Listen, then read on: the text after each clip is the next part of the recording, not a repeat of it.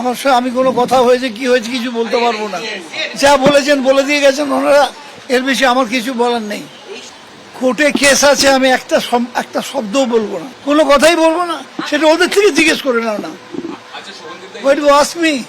আমি সহযোগিতা করছি কিনা তো ওরা বলবেন। 200% সহযোগিতা করেছি, আগামী দিনেও করব। এর বেশি আমার কিছু বলার নেই। এখনো নয়, সবই মানে যারা করেছেন তারা ইন্টারেস্ট নিয়ে এসে করেছেন। যা করেছেন আমাদের ভাবনার মধ্যে ওইগুলো ছিল না। যারা করেছেন কমপ্লেন করতে গেছেন স্পিকারের কাছে, তারাই এগুলো করে দিয়ে গেছেন। এটা আমাদের অবিশ্বাসের জায়গায় ছিল না কেউই। আমরা সকলকে বিশ্বাস করে মিটিংয়ে ডেকেছিলাম। তারা কারা করে দিয়ে গেছে, যারা তাড়াতাড়ি চলে গেছে সইটা করেই এখানে জাল সইটা করে দিয়েই চলে গেছেন সোজাসুজি স্পিকারের কাছে। ছিল তো উপস্থিত, 6 তারিখের মিটিং এ সবাই ছিল। একজন মাত্র ছিল না, যেটা আমি যতদূর জানি। তাদের সই এটা নয়। আমি আবারও বলছি, যদি আজও নেই আমাকে, আমি এখনো চাই না। শোভনদেব চট্টোপাধ্যায়ের ভবানীপুরের বাড়িতে এবার সিআইডি আধিকারিকরা বিধানসভার সই জালিয়াতি কাণ্ডে শোভনদেব চট্টোপাধ্যায়কে প্রায় আধ ঘন্টা ধরে সিআইডি অফিসাররা জিজ্ঞাসাবাদ করলেন। তারা ইতিমধ্যেই বেরিয়ে গিয়েছেন বলে জানা যাচ্ছে। সরাসরি পার্থপ্রতিম ঘোষ রয়েছেন আমাদের সঙ্গে। পার্থ, এই ঘটনার সূত্রপাত ঠিক মাসখানেক আগে 20শে মে, যেদিন অভিষেক বন্দ্যোপাধ্যায়ের নামে এই চিঠিটা জমা পড়ে, সেদিন থেকে গন্ডগোলের সূত্রপাত। এবং একেবারে শুরু থেকেই আমরা দেখেছিলাম যে সিআইডি অফিসাররা তারা কখনো হ্যান্ডরাইটিং এক্সপার্টকে নিয়ে বিভিন্ন বিধায়কদের বাড়িতে গিয়েছেন, ফিরহাদ হাকিম থেকে শুরু করে নয়না বন্দ্যোপাধ্যায় পর্যন্ত, এবং তারপরে আমরা দেখেছিলাম এই জল আদালত পর্যন্ত গড়িয়েছিল। আর আজ একেবারে শোভনদেব চট্টোপাধ্যায়ের বাড়িতে সিআইডি। দেখো, এই জল আদালত পর্যন্ত গড়ায় কারণ অভিষেক বন্দ্যোপাধ্যায় তিনি আদালতের দ্বারস্থ হয়েছিলেন এবং এই সই জালিয়াতির যে মামলা, সেই সই জালিয়াতি মামলা অভিষেক বন্দ্যোপাধ্যায়কে দুবার জিজ্ঞাসাবাদ করা হয়। একবার প্রায় 5.5 ঘন্টা, একবার প্রায় 8 ঘন্টার ওপর জিজ্ঞাসাবাদ করা হয়। এবং সিআইডির টিমের সদস্যরা যে বিষয়টা জানাচ্ছেন যে তারা হচ্ছে বিভিন্ন জায়গা থেকে একাধিক তথ্য সংগ্রহ করেছেন এবং সেই তথ্য সংগ্রহ করে তারা মনে করেন যে শোভনদেব চট্টোপাধ্যায়কে জিজ্ঞাসাবাদ করার প্রয়োজন রয়েছে।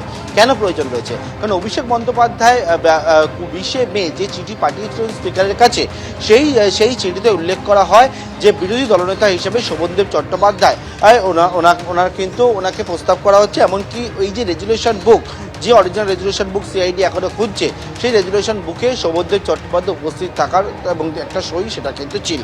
অর্থাৎ এই যে সই জালিয়াতির মামলা, এখানে সিআইডি মনে করছে অনেকগুলো জায়গাতেই কিন্তু অনেক জায়গা থেকেই সদুত্তর পাওয়া যাচ্ছে না এবং সেই মতো যারা যারা সেখানে উপস্থিত ছিল বা যাদের যাদের সই রয়েছে সেই সংক্রান্ত বিষয়ে তাদেরকে জিজ্ঞাসাবাদ করার প্রয়োজন রয়েছে।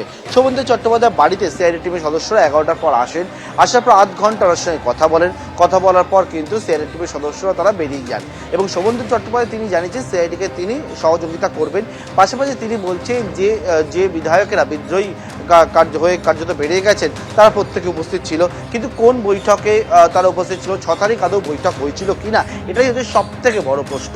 6 মে কোনো বৈঠক হয়েছিল কিনা, কারণ সেখানে হচ্ছে বিধায়কদের নাম হচ্ছে দেখা যাচ্ছে যে ব্লক লেটারে রয়েছে, সেখানে হচ্ছে তাদের সই নেই। অনেক 3 জন বিধায়ক ইতিমধ্যে জানিয়ে দিয়েছেন এই সই তাদের নয়, তারা হাতের লেখার যে নমুনা সেই নমুনাও কিন্তু পরীক্ষা করিয়েছেন। সুতরাং শোভনদেব চট্টোপাধ্যায়কে জিজ্ঞাসাবাদ করাটা অত্যন্ত প্রয়োজন বলে সিআইডি মনে করে এবং সেই মতোই আমরা দেখেছি চিফ হুইপ যাকে করা হয়েছিল ফিরহাদ হাকিমকে, তাকে জিজ্ঞাসাবাদ করা হয়েছে।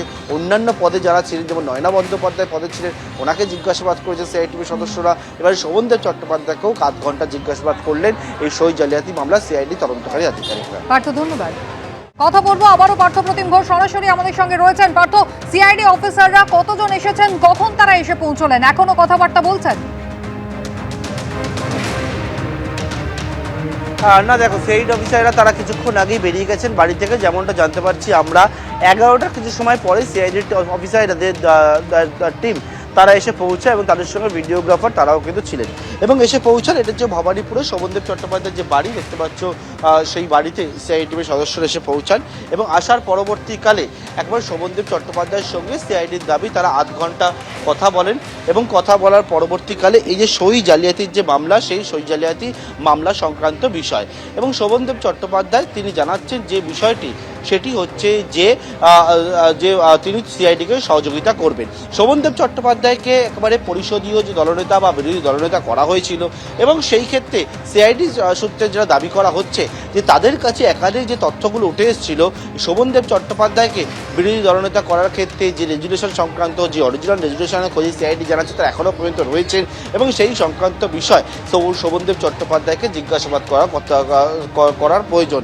এবং এর আগে আমরা দেখেছি শোভনদেব চট্টোপাধ্যায় আজকে যেমন জিজ্ঞাসাবাদ করা হয় এবং সেখানে অভিষেক বন্দ্যোপাধ্যায়ের তরফ থেকে যে চিঠি গেছিল সেখানে যেমন ওনাকে বিরোধী দলনেতা করার জন্য সেই প্রস্তাব গেছিল, পাশাপাশি হচ্ছে যে বিরোধী চিফ হুইপ করার জন্য ফিরহাদ হাকিম নামও কিন্তু গিয়েছিল এবং সেই ফিরহাদ হাকিমকে আমরা দেখেছি এর আগে সিআইডি টিমের সদস্যরা তারাও ফিরহাদ হাকিমের বাড়িতে গিয়ে জিজ্ঞাসাবাদ করেন এবং আজকে 11টার পর শোভনদেব চট্টোপাধ্যায় যে ভবানীপুরের যে বাড়ি সেই ভবানীপুরের বাড়িতে সিআইডির টিম আসে, আধ ঘন্টা তারা থাকেন, জিজ্ঞাসাবাদ করেন এবং তার পরবর্তীকালে যে তথ্য তারা সংগ্রহ করেন সেই তথ্য সংগ্রহ করে আধ ঘন্টা পর বেরিয়ে যান তারা এই সই জালিয়াতি মামলা তদন্তে শোভনদেব চট্টোপাধ্যায়কে জিজ্ঞাসাবাদ করেন। একেবারে পার্থ, তোমার কাছে আবারও ফিরবো। শোভনদেব চট্টোপাধ্যায় কি জানিয়েছেন এই প্রসঙ্গে দেখুন।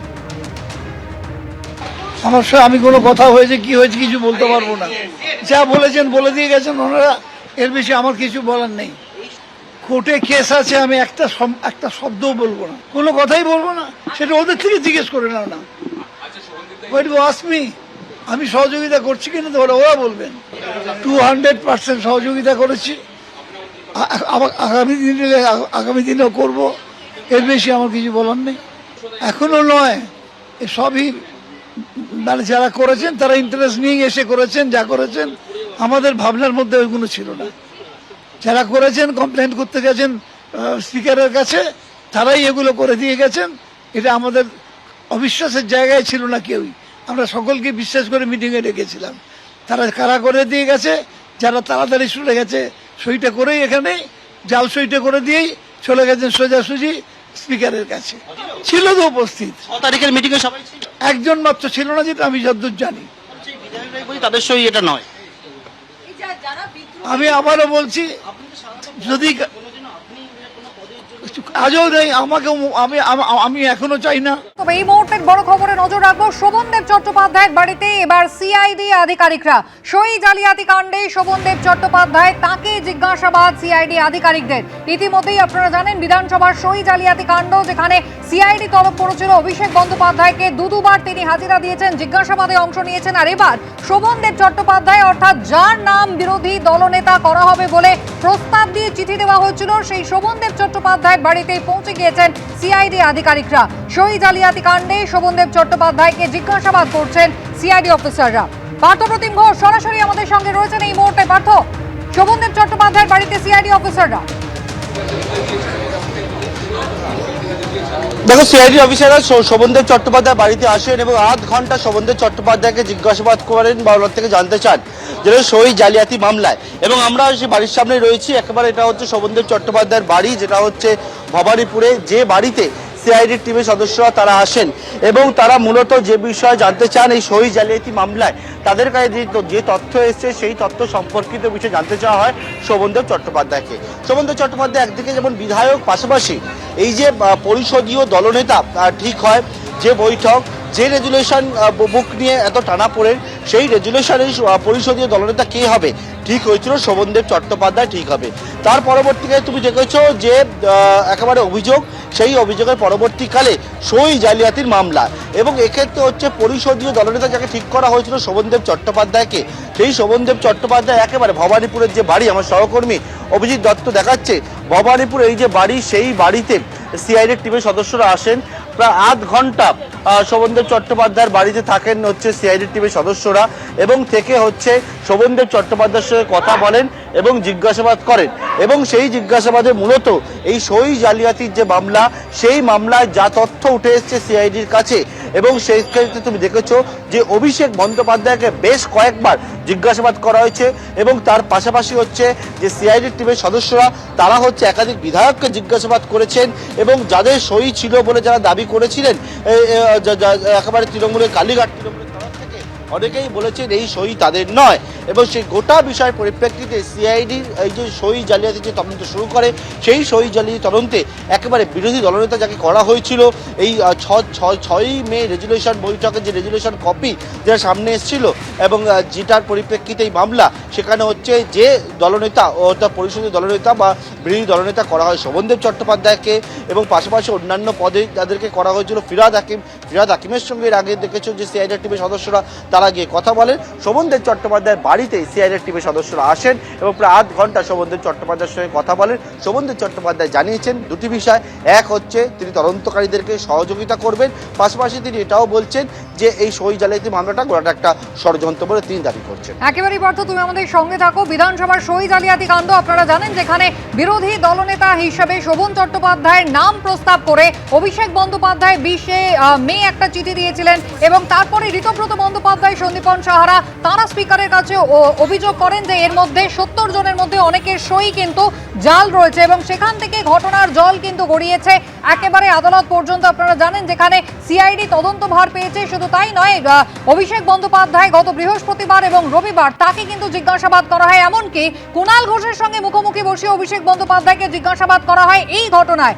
আর যার নামকে ঘিরে এই জটিলতা, এই ঘটনা পরম্পরা, সেই শোভনদেব চট্টোপাধ্যায়, তার ভবানীপুরের বাড়িতে এবার সিআইডি আধিকারিকরা।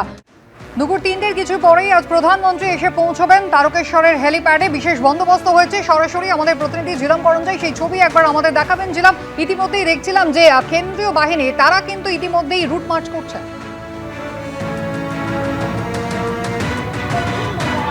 একদমই অর্ণব যেখানে রয়েছেন সভা মঞ্চের ঠিক তার বাইরে রয়েছি আমি। আমার সহকর্মী অতনু কুণ্ডু যে দৃশ্য দেখাচ্ছে, দেখতে পাচ্ছ হেলিপ্যাড প্রস্তুত।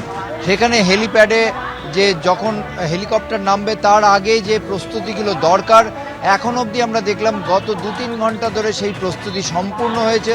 দেখতে পাচ্ছ অ্যাম্বুলেন্স রয়েছে, দেখতে পাচ্ছ ফায়ার ইঞ্জিন রয়েছে, দেখতে পাচ্ছ একই সঙ্গে যা যা প্রয়োজন, ইনফ্যাক্ট তার যে হেলিকপ্টারের যে জ্বালানি তার গাড়িও রয়েছে, এবং সেইখানে প্রধানমন্ত্রী ঠিক নামবেন যেটা জানা যাচ্ছে দুপুর 3:30 নাগাদ নামবেন তিনি। এখানে কলাইকুণ্ডা থেকে হেলিকপ্টারে করে তারকেশ্বরে আসবেন প্রধানমন্ত্রী, এবং সেইখানে 3:30-র সময় তিনি নামবেন। 5টা অবধি এই অনুষ্ঠান থাকবে। 5টার পরে তিনি আবার এখান থেকে হেলিকপ্টার করে চলে যাবেন কলকাতার রেস কোর্সে। সেখান থেকে রেস কোর্স থেকে তিনি লোকভবনে যাবেন এবং লোকভবনে রাত্রিবাস করবেন। আগামীকাল যোগ দিবসে তিনি অংশগ্রহণ করবেন রেড রোডে, এবং যোগ দিবসে অংশগ্রহণের পর ফের গার্ডেন রিচে নৌবাহিনীর 3টে জাহাজ। একেবারে জিলাম, তুমি আমাদের ছবি দেখিও, আবারও তোমার কাছে আসবো। আর এবার আপনাদের দেখাবো যে বিধায়ক এবং রাজ্যের মন্ত্রী, পুর নগর উন্নয়ন মন্ত্রী অগ্নিমিত্রা পাল, তিনি কি বলবেন। একটা ফার্স্ট যে ডিসিশন নেওয়া হয়েছিল যে বাংলাকে ভাগ করা হবে, এবং বাংলার এই দিকটা ভারতে থাকবে এবং বাংলার ওই দিকটা বাংলাদেশে যাবে। যে প্রথম যে সম্মেলনটা হয়েছিল সেটা তারকেশ্বরে হয়েছিল, এবং আপনারা জানেন যে আজকে আমাদের যশস্বী প্রধানমন্ত্রী নরেন্দ্র মোদীজি আসছেন।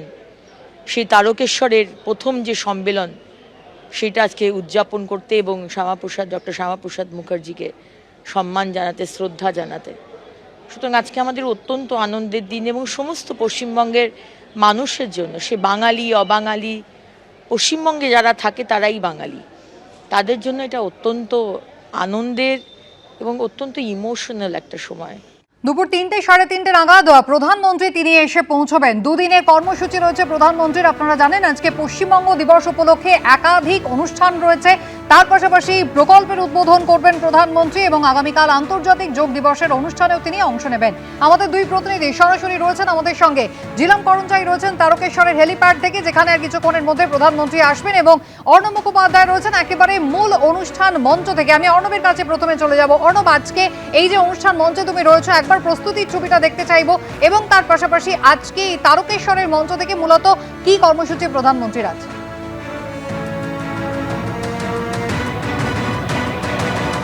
দেখো, আজকে মূলত দুটি কর্মসূচি রয়েছে যদি আমরা ভাগ করি। একটা হচ্ছে পশ্চিমবঙ্গ দিবস, আরেকটি হচ্ছে বিভিন্ন সরকারি প্রকল্পের উদ্বোধন। তোমাকে প্রথমে মঞ্চটি দেখিয়ে দেবো, যে একদিকে দেখো যে এখানে আমরা দেখতে পাচ্ছি মঞ্চ করা হয়েছে, সেখানে হচ্ছে শ্যামাপ্রসাদ মুখোপাধ্যায়ের যেরকমভাবে ছবি রয়েছে, স্বামী প্রণবানন্দজির ছবি রয়েছে, তার পাশাপাশি অন্যদিকে মাঝখানে লেখা রয়েছে পশ্চিমবঙ্গ দিবস উদযাপন, এবং তার একদিকে আমরা দেখতে পাচ্ছি যে শুভেন্দু অধিকারী এবং প্রধানমন্ত্রী এবং মুখ্যমন্ত্রী দুজনেরই ছবি রয়েছে, সেটা এখানে রয়েছে।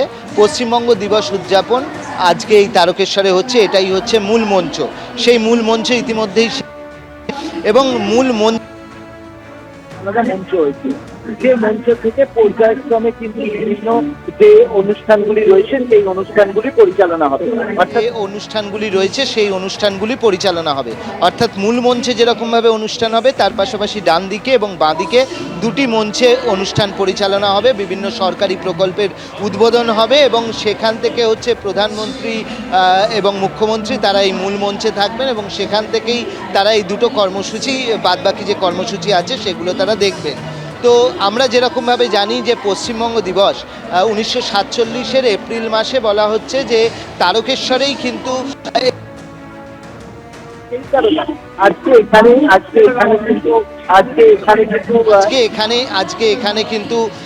এখানে কিন্তু এই কর্মসূচি নেওয়া হয়েছে, এবং সেই কর্মসূচিতে প্রধানমন্ত্রী আসছেন, রাজ্যপাল আসছেন, তার পাশাপাশি মুখ্যমন্ত্রী আসছেন, অন্যান্য বিধায়করা থাকছেন। সমস্ত বিধায়কদের জন্য আমরা যদি মূল মঞ্চের দিকে থেকে আমরা দেখতে পাচ্ছি যে বাঁদিক করে হচ্ছে বিধায়কদের জন্য ব্যবস্থা করা হয়েছে, আর ডান দিকে ব্যবস্থা করা হয়েছে বিভিন্ন আইএএস আইপিএস যারা রয়েছেন তাদের জন্য। এছাড়া পিছন দিকটা রয়েছে হচ্ছে যারা সাধারণ মানুষ আসবেন তাদের জন্য ব্যবস্থা করা হয়েছে। এবং আজকে এই আমরা জানি যে পশ্চিমবঙ্গ দিবস নিয়ে কিন্তু একটা শুরু থেকেই, যখন তৃণমূলের সরকার ছিল তখনই বিজেপি কিন্তু দাবি করেছিল যে এই 20শে জুনই হচ্ছে পশ্চিমবঙ্গ দিবস, যদিও সেই সময় স্বীকৃতি দেওয়া হচ্ছিল না, কিন্তু আজকে বিজেপি সরকার ক্ষমতায় আসার পর তারা এই দিবসটি কিন্তু খুব বড় করে পালন করছেন। এখানে আমরা দেখছি যে বড় স্ক্রিন রয়েছে, সেই স্ক্রিনে কেন আজকে পশ্চিমবঙ্গ দিবস হিসেবে পালন করা হচ্ছে। 1947 সালের 20শে জুন সেই দিনটা যে পশ্চিমবঙ্গ অন্তর্ভুক্ত হয়েছিল সেইটা কিন্তু তুলে ধরা হচ্ছে একটা তথ্যচিত্রের মাধ্যমে, এবং সেই তথ্যচিত্র দেখানো হচ্ছে মূল মঞ্চ থেকে। আমরা যেরকমভাবে দেখছি যে কিভাবে তৈরি হয়েছিল পশ্চিমবঙ্গ, তার উপর একটি তথ্যচিত্রও এখানে প্রদর্শন করা হচ্ছে, এবং এই মূল মঞ্চ, সেই মূল মঞ্চ থেকেই কিন্তু প্রধানমন্ত্রী এবং তার পাশাপাশি হচ্ছে মুখ্যমন্ত্রী, এছাড়া রাজ্যপাল তারা আসবেন এবং তারা তাদের বক্তব্য রাখবেন আজকের এই পশ্চিমবঙ্গ দিবস উপলক্ষে। এবং বহু কোটি টাকার যে প্রকল্প, যেটার মধ্যে রেল রয়েছে, সড়ক রয়েছে, কৃষি রয়েছে, তার বাদ দিয়ে হচ্ছে সারা দেশের জন্য যে পিএম কিষাণের যে তৃতীয় কিস্তির টাকা, তাছাড়া হচ্ছে আমরা জানি যে এগ্রিকালচার রয়েছে, এছাড়া হচ্ছে প্রাণী সম্পদ উন্নয়নের বিষয় রয়েছে, সেই সমস্ত প্রকল্প, রেলের বিভিন্ন ওভারব্রিজ থেকে শুরু করে বিভিন্ন লাইন, সেইগুলোর উদ্বোধন, এইগুলো কিন্তু হবে। একেবারেই, তুমি আমাদের সঙ্গে থাকো অর্ণব। আজকের দিনে তাৎপর্য ব্যাখ্যা করে ইতিমধ্যেই কিন্তু তথ্যচিত্র দেখানো হচ্ছে, মূল মঞ্চের ছবি আপনারা দেখলেন, প্রস্তুতি একেবারে তুঙ্গে। এবিপি আনন্দ, এগিয়ে থাকে, এগিয়ে রাখে।